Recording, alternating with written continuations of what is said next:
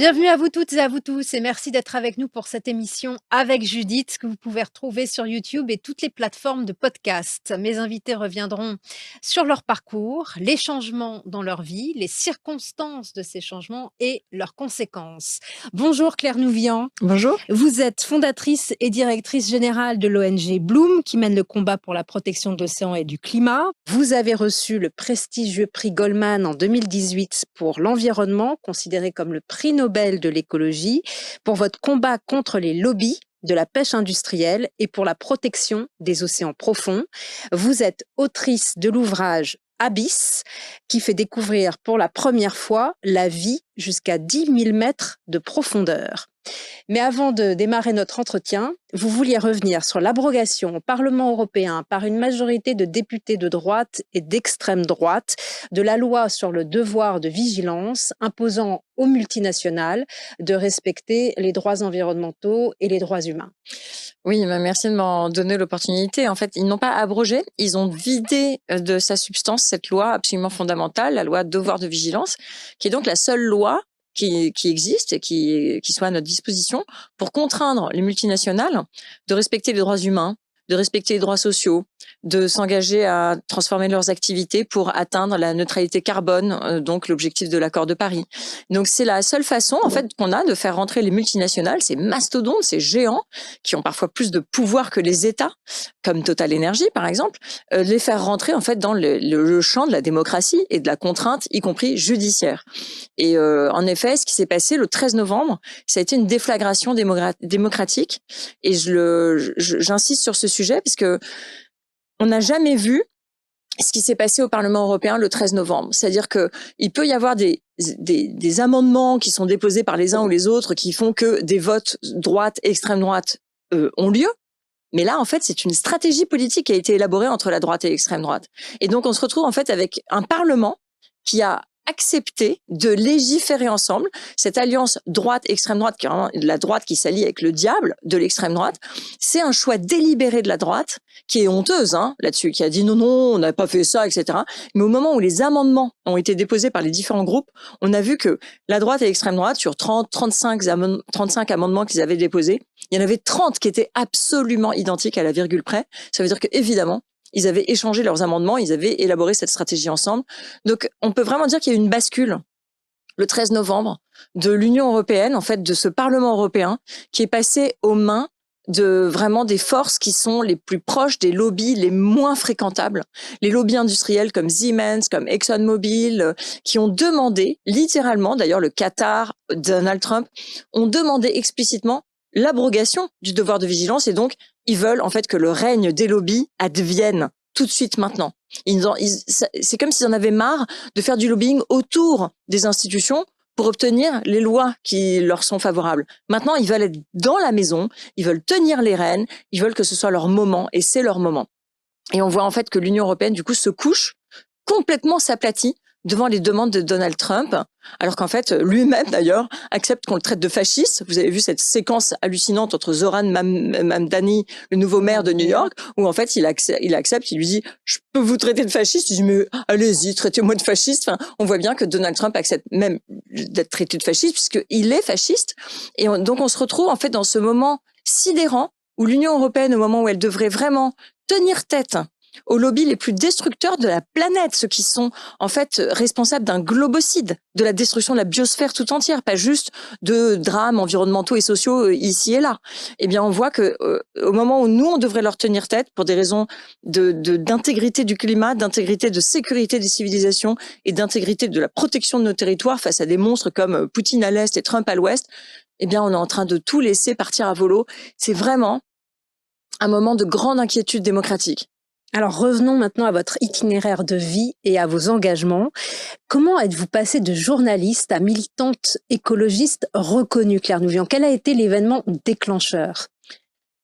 Ça, c'est toujours difficile de savoir le moment où je pense que la bascule, finalement, elle se fait quand même de façon un petit peu progressive. C'est-à-dire qu'à partir du moment où je suis vraiment, j'avoue, tombée amoureuse des grandes profondeurs de l'océan et j'ai découvert tous ces animaux merveilleux, ces écosystèmes qui étaient totalement inconnus, à peine décrits, complètement en dehors de notre champ, en fait. C'était fascinant. J'ai l'impression d'être Livingstone au cœur de la jungle. Et c'était complètement dingue ce moment-là. Et en fait, à partir du moment où en fait on découvre que le plus grand milieu vivant sur Terre est inexploré et qu'il est en dehors de notre imaginaire, il est comme en marge de tout ça, et que on tombe dans cette marmite en fait. Je suis tombée vraiment dans la marmite. J'ai découvert simultanément, ou peut-être un petit peu en différé, mais pas longtemps après, que ce milieu-là, sauvage, sublime, incroyable, extrêmement fragile, était aussi violemment, brutalement exploité par des bateaux de pêche industriels. Et donc ça fait un bug. Et donc je vois. Si, en fait, je peux vous dire. L'aquarium, peut-être? Alors l'aquarium, c'est le moment où je suis tombée amoureuse des abysses, l'aquarium de Monterey en Californie, qui est un aquarium extraordinaire, vraiment sublime. Enfin, et ils faisaient en effet une exposition sur les animaux des profondeurs, parce qu'ils ont un canyon en fait, un canyon profond à Monterey qui entaille le plateau continental américain, et donc c'est un canyon qui descend jusqu'à 4000 mètres de profondeur, mais juste là, devant chez eux, c'est dans leur jardin, quoi, en fait. Littéralement, les bateaux peuvent partir et 1 heure après, ils ont sous eux, sous la coque, ils ont 4000 mètres de profondeur, ce qui est quand même dingue. En général, on a une pente qui est assez douce et lente vers les profondeurs. C'est un peu ça la forme de nos plateaux, à moins qu'on soit sur des îles volcaniques où en effet la descente est abrupte. Mais nous, par exemple, à part le gouffre de Cap-Breton, donc en effet, on a nous-mêmes un canyon qui entaille vers Cap-Breton, donc dans les Landes. On a aussi un canyon un peu similaire. Mais voilà, il faut ces entailles pour qu'on arrive aux grandes profondeurs. Sinon, c'est une pente douce. Et donc, en effet, l'exposition de l'aquarium de Monterey sur les grandes profondeurs, où ils montraient toutes les découvertes qu'ils avaient faites dans cet incroyable canyon avec des animaux spectaculaires, c'était un moment de bascule d'amour dans cette découverte. Mais je pense que le moment de l'engagement, il est venu en effet par un choc. C'est le professeur Les Watling, un Américain de l'université de Hawaï et du Maine. Il a 2 affiliations. Et il m'a montré les expéditions qu'ils avaient faites sur une série de monts sous-marins, donc des montagnes sous l'eau qui ne percent pas la surface. Hein. Donc ce sont des montagnes, ce qu'on appelle les monts sous-marins, c'est-à-dire que par principe c'est une énorme montagne, mais elle ne dépasse pas. Et ils avaient fait une exploration le long du Corner-Rise Seamount, donc tous les monts sous-marins de Corner-Rise, à côté de New York, pas très loin de New York. Et ils avaient filmé des coraux multimillénaires, sublimes, sur ces grandes montagnes sous-marines à 2000 mètres de profondeur, c'est incroyable. Et sur les monts sous-marins d'à côté, ils avaient vu des énormes traces sur toute la surface de ces montagnes sous-marines. Ils comprenaient vraiment pas d'où ça venait, donc ils ont même pensé que c'était peut-être des cachalots, parce que parfois les cachalots vont descendre, vous savez, très profondément. Les cachalots, ils peuvent descendre à 2000 mètres, et ils peuvent aller manger des œufs de calamars qui sont posés comme ça sur le fond. Et ils pensaient que c'était peut-être un peu le rostre comme ça des cachalots qui étaient passés sur les fonds et qui laissaient ces grandes traces. Mais c'était bizarre parce qu'il y en avait quand même partout. Et en fait, en faisant des recherches, ils se sont rendus compte que c'était les passages des chalutiers soviétiques des années avant et que rien n'avait repoussé. Et donc, il m'avait montré, en effet, on était à un symposium scientifique en Angleterre, et il m'a montré ces traces des chalutiers soviétiques en me disant, tu te rends compte, rien ne repousse en fait. Donc, les dégâts qu'on fait dans ces grandes profondeurs, c'est irréversible.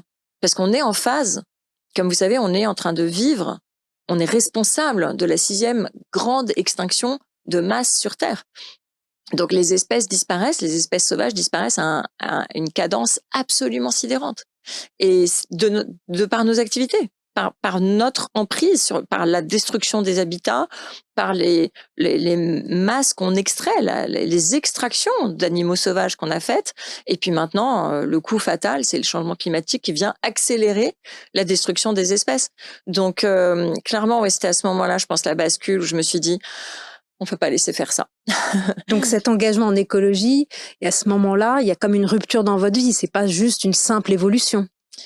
Non, en effet, je me suis vraiment mis en tête. J'ai découvert simultanément, donc quand j'ai commencé à découvrir ce grand problème de la pêche en eau profonde, je suis allée lire les quelques rapports qui existaient. Il y en avait pas beaucoup, et il y en avait un de quelqu'un qui est devenu mon principal collègue d'ailleurs, de Matthew Gianni, qui a monté une coalition d'ONG qui s'appelle Deep Sea Conservation Coalition, DSCC. Et cette coalition, c'est celle maintenant qui se bat contre l'extraction minière, le deep sea mining, en eau profonde et en eau internationale. Et Matt avait fait un rapport pour l'ONU en quantifiant en fait le nombre de bateaux au niveau mondial qui étaient impliqués dans cette dévastation des milieux les plus fragiles et les plus vulnérables. Et il avait calculé que il y avait au niveau mondial 285 chalutiers qui détruisaient en gros les 2/3 de la planète. Et donc moi là ça a vraiment fait tilt. En fait je me suis dit, bon ok, 285 c'est vraiment facile à arrêter, donc on va arrêter ça. Et donc je suis partie comme une quête ou une mission, enfin, en pensant que ça allait être facile, puisque je me suis dit 285 c'est quand même pas très compliqué. La France était la 6e nation impliquée dans cette pêche profonde. On avait vraiment une des plus grosses flottes de pêche profonde au monde, donc je me suis dit on va commencer par la France, à partir de là on aura l'Europe, les Nations Unies, puis voilà, ça va rouler quoi. Bon après voilà, j'ai découvert le vrai monde, la politique, et j'ai découvert que les choses qui s'imposaient par elles-mêmes, on va dire d'un point de vue rationnel, ne se traduisaient pas toujours politiquement. Et vous diriez que cet engagement qui est également une passion, est-ce qu'il se fait au détriment d'autres activités? Oui, tout. Tout. Ouais, tout. Ouais. On peut pas. La politique, c'est finalement, même quand on est une ONG et qu'on travaille. Enfin, reprenons les choses. Disons, je remonte. Quand on travaille sur l'océan, on travaille sur des politiques publiques. Un petit peu sur des politiques privées, parce qu'en effet, par exemple, on consomme du poisson, donc ceux qui nous vendent du poisson, les 3/4 des poissons sont vendus par la grande distribution, donc on peut en effet avoir des programmes qui sont destinés à transformer les politiques d'achat de la grande distribution, mais le gros de votre travail, c'est de transformer les politiques publiques, et donc c'est travailler avec des politiques, en politique, dans des systèmes politiques. Et quand on est seul, quand on est une ONG avec des collègues extraordinaires, mais on est quand même pas très nombreux, face à un État, la France, et ensuite 26 autres États, les 27 de l'Union, et les 720 députés européens, et la Commission européenne avec ses milliers de fonctionnaires, avec l'entrisme des lobbies à l'intérieur de la Commission, puisque la Commission a cette grande tradition de consulter les lobbies industriels pour élaborer des propositions législatives, mais maintenant elle a carrément fait rentrer le loup dans la bergerie. Enfin, on a à l'intérieur des cabinets des commissaires les lobbyistes, enfin ceux qui fabriquaient les positions de tous les industriels qui ravagent l'océan, vous voyez. Donc quand on est en politique, globalement, on n'a pas de vie. Et vous êtes devenue une spécialiste, on le voit, des fonds marins et de la flore et de sa faune. Mais comment vous avez fait? Il faut travailler la question. Vous avez travaillé avec des scientifiques, vous avez suivi une formation? Je me suis formée, je pense, sur le tas. En fait, moi déjà avant, j'étais journaliste scientifique, et je faisais des documentaires animaliers, donc j'avais quand même déjà un gros réseau scientifique, et j'étais habituée à prendre une matière scientifique, à lire des publications scientifiques, et à en tirer la narration qui allait impacter et qui concernait l'opinion publique. Enfin, parce que non, il y a de la matière là-dedans. La communication scientifique est parfois un peu ardue, un petit peu, parce que l'exercice veut, on passe par les fourches codines de la publication scientifique, donc c'est un peu illisible en vrai pour le grand public, alors que au fond ça raconte des histoires fascinantes. Et donc à la base en fait de mon livre, j'ai quand même lu toutes les publications scientifiques qui concernaient l'océan profond. Il y en a pas tant que ça, c'est quelques milliers de publications, peut-être quelques centaines, quelques milliers. Et à partir de là, en effet, j'avais déjà cette habitude de travailler la matière scientifique. Et j'ai compris, et je sais qu'en fait, une politique publique, il y a une partie d'arbitraire dans une politique, dans des seuils. Il y a le politique a le pouvoir de fixer des seuils ou de faire des arbitrages qui sont par définition arbitraires. Mais quand même, si les politiques publiques étaient basées sur des données scientifiques et des données objectives et rationnelles, ce serait quand même mieux pour tout le monde.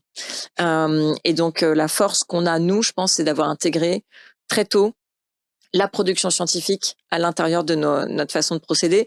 Et en réalité, on n'a pas eu le choix, parce que la France est une nation de pêche industrielle, et la production scientifique autour des questions d'usage et d'exploitation de l'océan sont des questions qui sont verrouillées par une science d'État qui est très peu libre de poser des questions qui fâchent le secteur.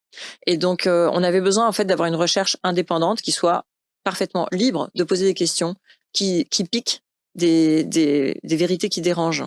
comme aurait dit Al Gore il y a, il me semble, 200 ans. Les fonds marins, en tout cas, ils sont encore mal connus. Il y a encore beaucoup de choses à découvrir. C'est essentiel de bien connaître cette vie dans la nuit profonde si on veut la protéger. Et vous avez réalisé donc un ouvrage sur les abysses avec plus de 200 photos inédites réalisées grâce à de très rares submersibles et robots capables de plonger à plus de 6000 mètres. Et vous avez choisi de nous faire parler, de découvrir 2 clichés de cet ouvrage. Alors, Oui. on les aperçoit. Le Alors, premier. c'est une méduse qui s'appelle Atolla waivilei et qui est une méduse sublime qui ressemble à une énorme corolle rouge avec au centre, en fait, on dirait une céramique japonaise en réalité. C'est ou un papier découpé pour les fêtes de Noël, vous savez, pour faire les roues là en papier qu'on déroule, et qu'on peut pendre, qui sont sublimes. Donc cette méduse, c'est une méduse profonde qui a été beaucoup travaillée par une chercheuse qui s'appelle Edith Widder, qui était une grande chercheuse parmi ils sont 2-3 à vraiment travailler la question de la bioluminescence, mais Edith Widder a vraiment travaillé sur cette méduse et elle a montré qu'en fait elle avait un système de défense qui était d'utiliser sa bioluminescence de façon donc radiale. Donc elle va déclencher un cycle de lumière. Donc on appelle ça the burglar alarm. Donc c'est vraiment comme une alerte quand on a un domicile qui est protégé par une surveillance avec une alarme contre les cambrioleurs. Et en fait, ils l'ont appelé comme ça parce qu'en fait, c'est l'alarme cambriolage de cette méduse. C'est qu'elle lance un signal. Donc, le point de bioluminescence commence à un point et ça fait tout le tour de la méduse. Donc, on voit la lumière se déplacer et ça revient au point de départ comme une fête foraine. Vous voyez, une roue dans une fête foraine qui est éclairée et on voit la roue, les lumières se déplacer. Eh bien, la méduse fait ça. C'est pas comme si elle s'allumait juste d'un coup. Elle allume l'ensemble de ces points de bioluminescence de façon à perturber son prédateur et à pouvoir s'échapper. Donc elle est sublime et vraiment elle a un système d'alarme et de défense avec la bioluminescence qui est assez spectaculaire. Et l'autre... Alors, l'autre cliché maintenant. Oui, l'autre, alors c'est vraiment mon chouchou, mon chouchou adoré. Il s'appelle Staurototis circensis. C'est un poulpe à oreille, un tout petit poulpe à oreille hyper mignon, mais hyper mignon, qui était à peu près grand comme ça. Et on l'a attrapé avec un submersible au cours d'une expédition océanographique à laquelle je participais au nord-est des États-Unis avec un institut qui s'appelle Harbor Branch. Et on l'a attrapée vivante, en fait, cette pieuvre, et on l'a remontée à bord du bateau. Et on l'a gardée dans une chambre froide pendant plusieurs jours, en fait. Et ce qui m'a donné l'occasion de la photographier littéralement sous tous ses angles. Tout. Là, je sais pas combien de milliers de photos. Et elle est extraordinaire. Et on voit, en fait, dans les grandes profondeurs, il y a des poulpes qui ont pas d'oreilles, parce qu'en fait, ce sont des nageoires, mais ils ont des grandes oreilles sur les côtés et ce sont leurs nageoires. Et ils peuvent être, en effet, celle-là, elle faisait 15-20 centimètres, mais on peut avoir des poulpes à oreilles qui font plus de 2 mètres et qu'on appelle les Dumbo octopus aussi, les pieuvres Dumbo, parce que c'est vrai qu'elles ressemblent un peu à ce grand éléphant à grandes oreilles. Ouais. Et voilà, et cet animal aussi, le poulpe à oreilles, là, Staurototis circensis, on voit qu'elle a en fait, dans ses ventouses, elle a des points de bioluminescence aussi. Donc, dans la nuit, en fait, elle peut se mettre elle peut se replier à l'intérieur. Donc, elle peut sortir son manteau et s'abriter derrière son manteau. Et alors, il y a cette boule. Elle forme une boule avec ses ventouses qui sont donc à l'extérieur.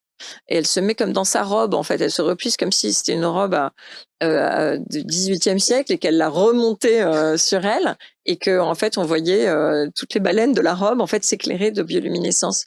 Donc, en fait, ça fait partie de son mécanisme aussi de protection. Et de défense. Et dans quel état ils sont aujourd'hui, les océans? Vous dénoncez d'ailleurs la pêche au chalut et la pêche industrielle qui racle les fonds marins. C'est une catastrophe, en fait. Là, je pense qu'on est très loin d'avoir conscience de la gravité de la situation dans laquelle on est. Les paléontologues pensent à l'humanité et nous décrivent comme une espèce invasive, parce qu'on est la seule espèce qui a détruit son milieu. Et ce qui est fou, c'est que c'est allé très très vite. Déjà, d'un point de vue géologique, des temps géologiques, c'est allé très très vite, cette destruction de l'humanité, de l'ensemble de son milieu. En fait, c'est vraiment la révolution industrielle, l'avènement des énergies fossiles avec cette puissance de feu que ça nous a donné. Et on a déployé des énergies fossiles accumulées, donc l'énergie accumulée par la biomasse naturelle au cours de millions d'années, parce que c'est le temps que ça prend pour fabriquer des hydrocarbures. Et en gros, cette énergie accumulée sur des millions d'années, on a frappé la nature avec en quelques dizaines d'années. Donc c'est ça la puissance de la destruction qu'on a déployée et qu'on est en train de déployer. Et donc il y a un décalage entre la puissance de destruction dont on est capable et la conscientisation et l'évolution de nos cerveaux, de nos systèmes empathiques, de nos systèmes cognitifs et de nos systèmes économiques. Les énergies fossiles nous ont donné une telle capacité de s'émanciper de toute forme de contrainte, de rentrer dans un confort inédit pour certains d'entre nous. Je rappelle qu'on est une minorité au niveau mondial à pouvoir jouir de ce confort, hein. Mais c'est addictif. Et on est devenu complètement dépendant en fait de ce niveau-là de confort et de superflu et de consommation et de cette vie facile qui est totalement artificielle et absolument pas durable. Et ça a été décrit par des esprits brillants, par des économistes, des chercheurs en sciences sociales, en biologie, en écologie, en physique, en tout ce que vous voulez, parce que notre puissance aujourd'hui, c'est que non seulement on a détruit les systèmes biologiques, on a changé l'attribution des terres, on a changé la composition des sols, mais en fait maintenant, on transforme la chimie de l'atmosphère. C'est ça le changement climatique. Et croire qu'on peut aller au-delà de quelque chose comme la transformation de la composition chimique de l'atmosphère, et c'est ça qu'on fait en augmentant nos émissions de gaz à effet de serre en permanence, c'est de la folie en fait. On se retrouve avec des niveaux de concentration de particules de dioxyde de carbone dans l'atmosphère qui ne sont pas vivables en fait pour le vivant. Donc on est rentré dans une grande phase de destruction. Et vous dites pas vivable, mais par exemple les mers, elles sont également polluées par le plastique. Quelles sont les conséquences pour la santé des animaux marins et pour la santé des êtres humains? Eh bien, en fait, je hiérarchise là-dedans parce qu'il y a d'abord cette réalité physico-chimique qui s'impose à nous, qu'on le veuille ou non. En fait, on est des êtres autour de nous. Nous avons des êtres faits de molécules. Ces molécules peuvent ou non vivre avec une composition chimique différente de l'atmosphère. C'est oui ou c'est non en fait. Et donc là, on est rentré dans une phase où la réponse va être non. Il n'y aura pas de possibilité de conserver le vivant sur Terre si on continue à détruire tout ce qu'on est en train de faire aussi rapidement. Et en plus de ça, on rajoute dans ce drame, en fait, ce drame essentiel, hein, vraiment à la racine de la vie sur Terre, de la possibilité de vie sur Terre, on rajoute évidemment les effets collatéraux, les dégâts collatéraux de nos systèmes de production et de consommation complètement hors de contrôle, que sont évidemment la pollution, et la pollution très répandue, absolument invasive en fait de l'ensemble des écosystèmes et donc des corps humains. Et on se retrouve dans cette aberration absolue où on a d'un côté ce qui se passe en ce moment en Europe, c'est-à-dire une grande dérégulation qui a été demandée par Trump et par les lobbies et à laquelle Ursula von der Leyen, la présidente de la Commission européenne, a acquiescé, en fait, a accepté qu'elle a accepté de mettre en œuvre. Alors que, donc on va déréguler les produits chimiques, on va déréguler l'alimentation, on va tout déréguler. Ça veut dire qu'on va rendre possible encore plus facilement la pollution des écosystèmes, de l'eau, la mise sur le marché de pesticides sans limite dans le temps. C'est ça le projet de la Commission actuellement. Ils veulent déréguler sur les pêches industrielles pour qu'il y ait encore plus de bateaux industriels. Enfin, c'est dystopique, vous voyez, au moment même où la Commission européenne vous dit qu'il y a une vague de cancer sans précédent et qu'elle coûte des milliards d'euros à l'Union européenne. Donc en fait, on va se retrouver dans cette situation délirante où on va payer des milliards pour extraire des polluants de l'ensemble de nos systèmes d'eau, de nourriture, etc. Et on ne saura pas quoi en faire, donc on va les réinjecter dans l'eau et l'atmosphère et les sols. Et donc on est dans un cycle, franchement, je pense qu'un enfant de CM2, il vous dit c'est insensé. En fait, il mettrait le mot très simple en face, il mettrait c'est de la folie. C'est de la folie ce qu'on est en train de faire. Et c'est la fin du pacte vert, visiblement européen. Mais c'est une démolition du pacte vert. Pour avoir des actions efficaces, il faut pour cela connaître et influencer les décideurs. Est-ce pour cela que vous étiez engagé en politique en 2018 pour la création de Place Publique? Vous avez quitté Place Publique un an après, ça c'est pour la France. Pourquoi vous avez été déçu? Oui, mon projet, j'étais vraiment déprimée quand Emmanuel Macron a été élu, parce que je crois que j'ai pas beaucoup de talent objectif, mais je crois que j'ai celui de savoir réunir des faits épars et leur donner du sens avant les autres. Donc je vois les trucs advenir en fait. Et je pense que j'ai fait de l'histoire, j'ai étudié l'histoire et je pense que ça me donne ça. Et j'ai vu que Emmanuel Macron élu, ça allait être, je l'ai d'ailleurs dit publiquement, j'ai dit ça allait être le fossoyeur de la démocratie en France et qu'il allait nous amener l'extrême droite au pouvoir. Je voyais comment le néolibéralisme en France, en gros, avoir Margaret Thatcher en 2017 en France, allait nous amener forcément à l'extrême droite. Ça pouvait pas être autrement. Et donc j'ai vraiment déprimé. Et c'était d'autant plus dur que vous vous souvenez que Nicolas Hulot à l'époque avait donné son crédit à Emmanuel Macron et je me suis dit mais comment peut-on donner du crédit à quelqu'un qui va en fait faire des chèques en blanc à tous ceux qui ont financé sa politique, c'est-à-dire les financiers, etc. Et donc j'étais seule en fait à voir ce qui allait se passer et voilà, je suis navrée pour moi-même et pour la France d'avoir eu raison.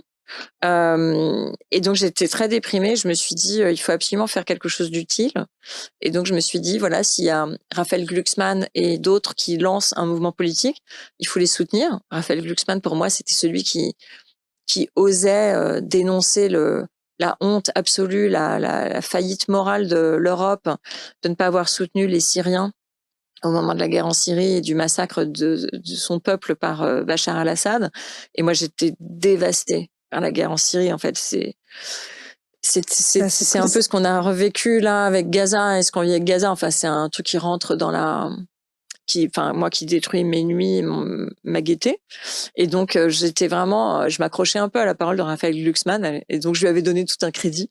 Et après la politique c'est la politique et finalement dès que vous mettez le mot politique ou que ça ressemble à un parti politique arrive toute une faune qui sort de sous les tapis et qui sont pas les gens avec lesquels j'ai envie de passer mon temps. Mais votre jugement, il est assez sévère sur les responsables politiques nationaux et européens en général. Vous dénoncez notamment le greenwashing. En France, vous dites que les zones maritimes soi-disant protégées ne sont en réalité pas du tout protégées. Vous dénoncez également la discordance entre les discours et les actes. Oui, alors je suis pas la seule, mais les responsables politiques, c'est pas, il y a des gens très bien qui se battent, mais c'est vraiment la faune autour. C'est un écosystème. Enfin, moi, ce que je trouve vraiment déprimant en politique, c'est que au lieu, pour moi, la politique, il n'y a pas plus grand, il n'y a pas plus beau, il n'y a pas plus utile. C'est ce qu'on peut faire de mieux de sa vie.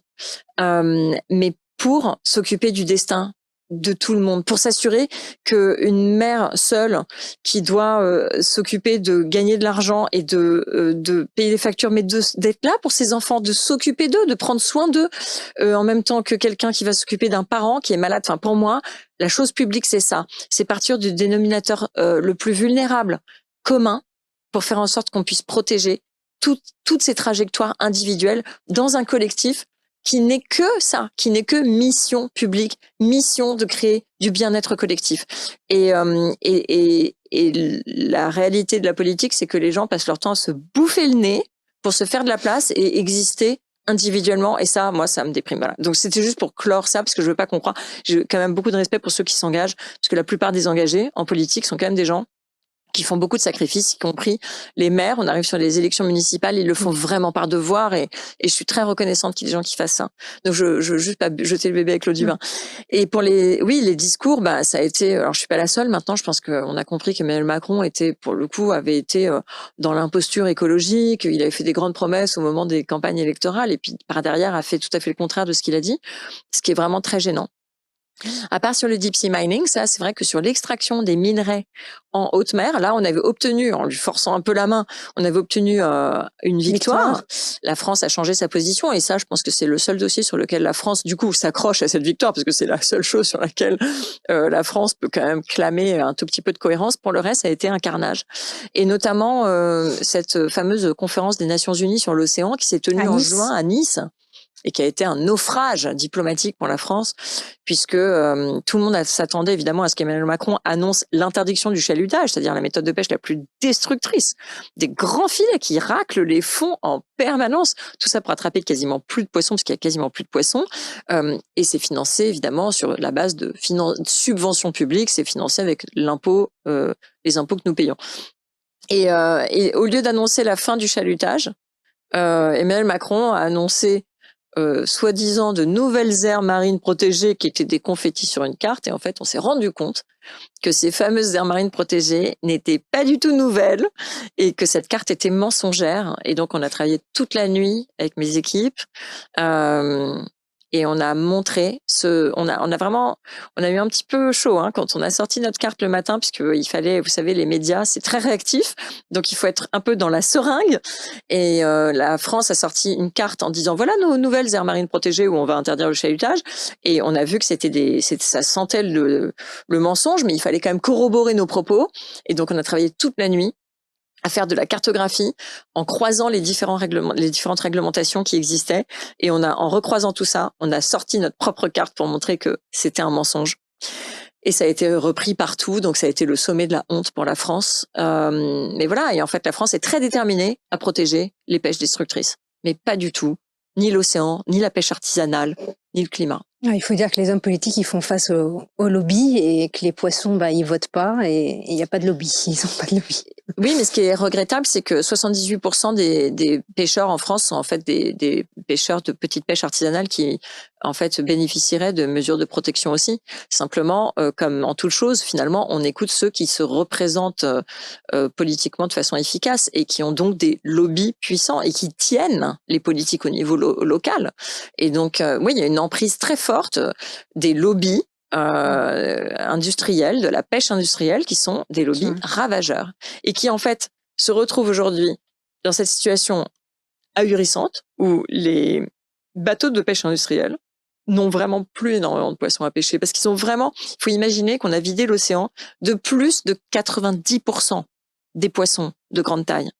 C'est déjà fait ça, on a vidé l'océan. Alors comment vous expliquez qu'on continue, qu'on va dans le mur? Eh bien, parce que maintenant, il y a souvent des liens entre la pêche industrielle et le trafic de drogue. Parce qu'avoir des grands bateaux qui sillonnent l'océan sans aucun contrôle, c'est quand même une invitation à transporter de la drogue. Et donc, les sujets sont en train de sortir. Les rares contrôles qu'il y a sur ces grandes embarcations industrielles et même les petits chalutiers, comme il y a eu un article dans Le Monde cet été, on voit que souvent, ils sont sur des missions d'aller récupérer de la cocaïne qui a été fabriquée en Amérique du Sud. Donc voilà, quand on a vidé les poissons, eh bien, les bateaux sont très enclins à devenir des trafiquants de drogue. Vu l'urgence climatique et la défaillance des responsables politiques dont vous venez parler, il est quand même indispensable de mobiliser du coup l'opinion publique. Mais c'est pas facile. Comment y arriver? Quelle est la bonne stratégie? Mon Dieu, en ce moment, c'est vrai que c'est il va falloir faire attention à ne pas tomber dans une forme de dépression démocratique, parce que ce qui se passe... On parle déjà de fatigue. Ouais, alors je sens les gens sont en partie, je pense, désemparés, effrayés. En fait, je sens de l'effroi au sens propre, mais c'est pas le moment de déposer les armes. Enfin, je le dis très solennellement parce que on est clairement... en anglais, on dit Winter is coming. Vous savez, c'est de la grande série. Non, on peut dire que ça y est, l'hiver est arrivé. On est rentré dans le tunnel démocratique. On est rentré dans une période qui va être dure, puisque vraiment on est pris en tenaille entre un psychopathe dictateur à droite et un autre psychopathe dictateur à gauche, entre Poutine et Trump. Donc on est vraiment dans une phase horrible où au lieu de résister et d'inventer notre route, c'est-à-dire ce Green Deal, ce pacte vert qui justement cherchait à faire se marier et se rejoindre l'économie et l'écologie et faire en sorte que nos entreprises se transforment. Il y en a plein des PME qui se transforment. Et aujourd'hui, ce qu'on est en train de faire en dérégulant, c'est qu'on les jette sous les roues du camion, parce qu'on les jette sous la concurrence déloyale avec des multinationales qui vont pas du tout s'embarrasser d'avoir recours au travail forcé des enfants sur leur chaîne de production ou des esclaves ouïghours, vous voyez. Donc c'est une horreur en fait ce qu'on est en train de faire. Mais il faut traverser ça. C'est jamais la fin de l'histoire avec un grand H, vous voyez, on a l'impression de la vivre. Mais ce n'est jamais la fin de l'histoire. Il restera des humains, sans doute beaucoup moins, parce qu'on va rentrer dans des phases où on va détruire l'humanité par millions ou par dizaines de millions. À quelle échéance? Parce que vous dites que le dérèglement climatique et la montée des eaux, c'est progressif. Et donc, au-delà d'un certain seuil, il y aura une lutte pour la survie qui peut déboucher sur des violences sociales. C'est déjà le cas. C'est déjà le cas, sauf que nous, on s'en rend pas compte parce que c'est pas chez nous que ça se passe encore. Nous, on a des dégâts auxquels on peut en partie parer par nos infrastructures qui sont solides. Dans les pays du Sud qu'on a colonisés, exploités et qu'on continue à piller, les dégâts, ils sont vraiment beaucoup plus meurtriers, évidemment, que chez nous, puisque les infrastructures ne sont pas en place. Donc, c'est déjà en millions de personnes qu'on peut chiffrer les impacts très concret du dérèglement climatique. Donc on est déjà rentré dans cette phase de conséquences meurtrières. C'est pour ça qu'on a attaqué au pénal Total Energy pour les conséquences meurtrières de leur choix. Total Energy est en train de développer avec au Qatar un énorme projet gazier qui va être le plus grand projet de gaz au monde. C'est donc la plus grande bombe climatique en développement. Et Total Energy a les moyens d'investir tout son argent et tous les milliards de bénéfices que cette entreprise fait chaque année dans des énergies renouvelables et uniquement des énergies renouvelables. En fait, ils disent, vous voulez consommer, et ils remettent en plus la faute sur les consommateurs, c'est quand même formidable. Vous voulez consommer, nous on produit ce que vous voulez consommer. Et nous on leur dit non, faites juste en sorte que le choix énergétique ce soit un choix d'énergie renouvelable. Ils en ont les moyens, ils ne le font pas. Et donc ils ont une responsabilité éthique absolument primordiale dans ce globocide qui a commencé. Et donc on traverse ça, il faut traverser ça. On est quand même que à 1,5 degré de réchauffement climatique aujourd'hui. On est sur des trajectoires de beaucoup plus, sans doute 2,8, 3 degrés. C'est pas le même monde. Hein, comme disait Valérie Masson-Delmotte, la climatologue, ou Jean Jouzel, chaque dixième de degré compte. Donc voilà, ne vous dites pas que le pire est déjà advenu, pas du tout en fait. On peut aller vers de la barbarie, et c'est ça ce que disent en fait l'ensemble des rapports scientifiques et des rapports de sociologues et même d'assurances, de réassureurs, de banques. Ils disent que les deux immenses dangers auxquels on fait face, c'est la désinformation d'un côté et le changement climatique. La désinformation, pour mobiliser l'opinion, les médias, ils devraient jouer un rôle important, justement. Est-ce que vous pensez qu'ils jouent cette mission en dehors des événements critiques qui font l'actualité, comme les incendies ou les inondations?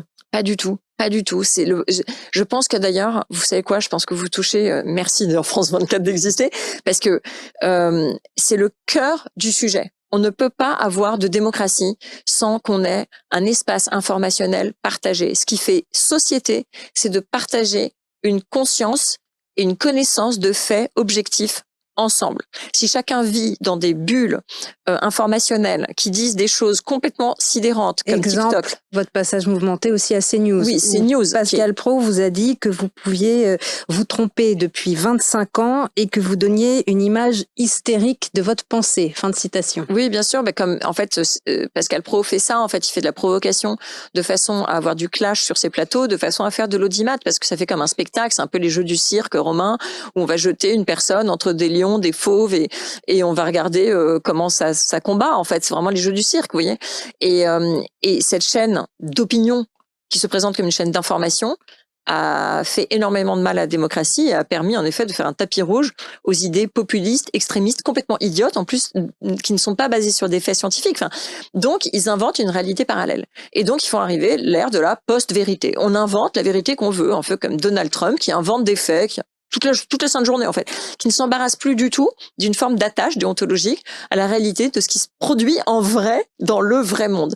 Et évidemment, l'intelligence artificielle vient rajouter la couche ultime pour faire advenir ce moment sidérant où les humains commencent à être dans un système de croyance complètement parallèles dans des bulles et chacun dans son couloir de nage. On ne peut pas faire société sur ces bases-là. Et donc, je regrette amèrement que ce sujet de l'information ne soit pas pris en main de façon vraiment déterminée et très volontaire par les pouvoirs publics avant qu'on ait peut-être la menace d'avoir l'extrême droite au pouvoir, parce qu'il faut sanctuariser notamment le service public. Et au lieu de ça, le libéralisme qu'a incarné Emmanuel Macron n'a fait que des charges contre le service public, alors qu'il fallait non seulement le sanctuariser, certainement pas faire la réforme de l'audiovisuel, augmenter les budgets, renforcer ce pôle et le sanctuariser d'un point de vue vraiment politique et même constitutionnel.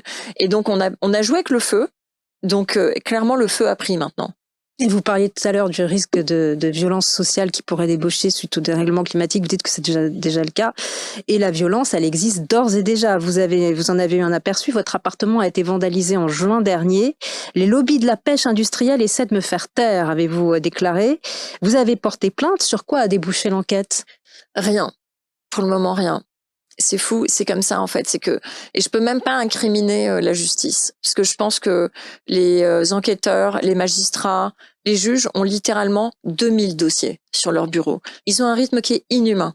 Et donc c'est pour ça qu'en 2017 j'ai déprimé quand Emmanuel Macron a été élu, parce que je voyais que c'était le moment de bascule où on pouvait encore sauvegarder tous nos acquis sociaux, la construction de nos services publics.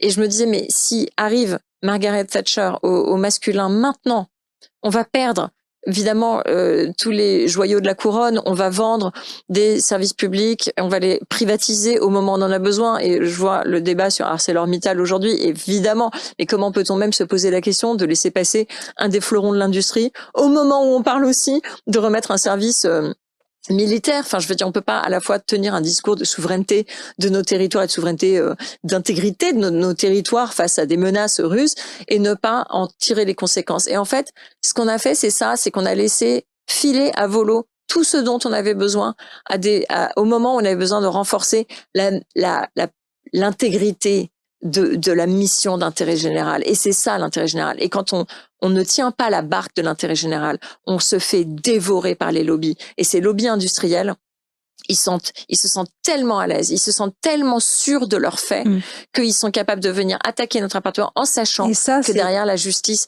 va être débordée en fait. Mais en plus, cette agression, elle a quand même un impact forcément psychologique sur le plan personnel, dans votre entourage familial. Et est-ce que ça limite aussi votre liberté de parole? Est-ce que vous contrôlez ce que vous dites, Claire Nouvion? Non, pas du tout. Mais en fait, je crois que les lobbies, je les trouve vraiment très bêtes. Hein. Ça, je vous le dis franchement. Mais ça depuis longtemps, c'est quand même pas des gens qui sont très fins. Enfin, en même temps, quand on a un grand bandit, quand on fait de l'évasion fiscale, qu'on vole, qu'on massacre, qu'on triche, qu'on ment toute la journée, j'avoue, je n'ai aucun respect pour ces gens-là. Et du coup, ils ont vraiment dans leur bêtise crasse, ils n'ont toujours pas compris qui j'étais en fait. Donc ils pensent que venir chez moi et balancer de la peinture sur ma porte, ça va m'empêcher de parler. Non mais ils ont rien compris. Non mais non seulement ça va pas m'empêcher de parler, mais en plus je vais le dire encore plus fort et je vais les combattre vraiment jusqu'à ma mort. Ils ont réussi à me déterminer, mais alors là, moi, ils m'ont remis une pièce de détermination, je peux vous dire. Et voilà, s'ils veulent jouer à ce jeu-là, moi, je vais pas lâcher, quoi. Ils ont pas bien compris l'affaire. Donc non, surdéterminé. Merci infiniment, Claire Nouvion, d'être venue sur France 24. Merci à vous. Et merci à vous tous de votre attention. Vous pouvez retrouver cette émission avec Judith sur YouTube et toutes les plateformes de podcast. Et on vous dit à très vite. Merci à vous tous.